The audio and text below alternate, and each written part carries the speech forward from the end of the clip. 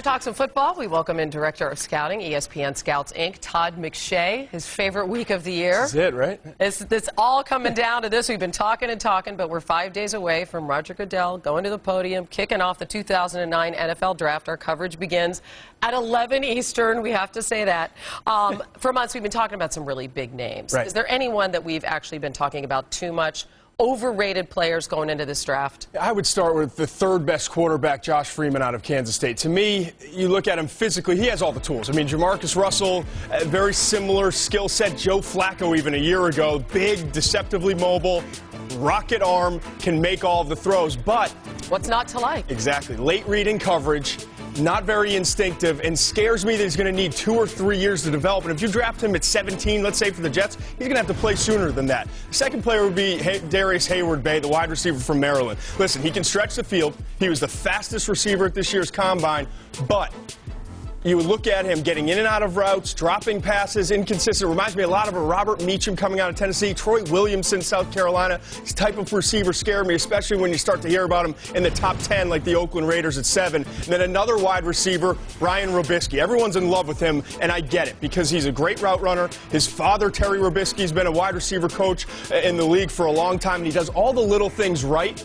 But he's not explosive, and I don't think there's very much upside there. To me, Robisky levels off as a number 3 receiver at best, and really, is that a late first-round pick? I don't think so. I would draft him in the 3rd, 4th-round range, but I think he's a lock to come off the board in the 2nd. So those are your top 3 overrated players. Right. What about some guys that might be flying under the radar here that people have not really been paying enough attention to? Hannah, I'm shocked that Knowshon Moreno from Georgia's getting no love. Big name. Yeah, and he's right? the best. He's the most complete back in this year's class. It comes from the SEC. He has the production. He runs hard. He's gotten bigger and stronger in the offseason. I guess a little part of it is the fact that he didn't run a great 40 time, and Beanie Wells is more physically gifted. But Knowshon Moreno could be available at 21 to the Eagles or slip even further. I think he's the 12th best player in this year's draft. Another guy that's really flying under the radar is Northern Illinois defensive end Larry English. He's a 4-year starter. 32.5 sacks. I thought he was one of the top 3 players of this year's Senior Bowl,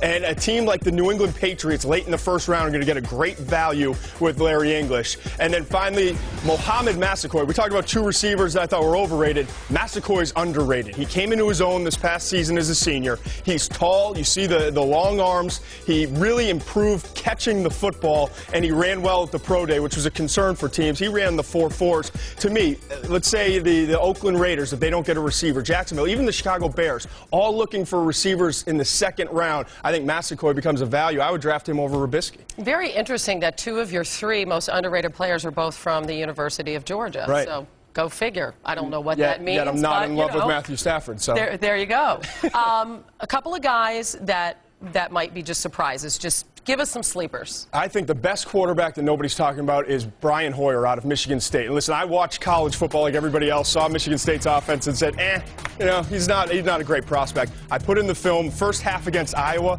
6 dropped passes. He had 73 dropped passes on the year. We've seen so many great quarterbacks come out of that 6th, 7th round range, like Hasselbeck and Brady. I think Brian Hoyer could be the shock of this year's draft. Another player is James Casey.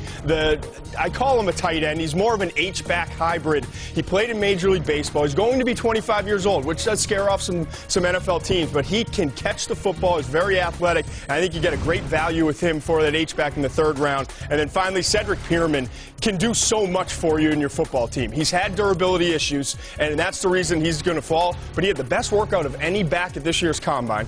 He is an instinctive runner. He catches the ball well, great in special teams. To me, teams like the New England Patriots, who are now talking about bringing in another back in the middle rounds, somewhere in the 4th round, I think he could become a steal this year.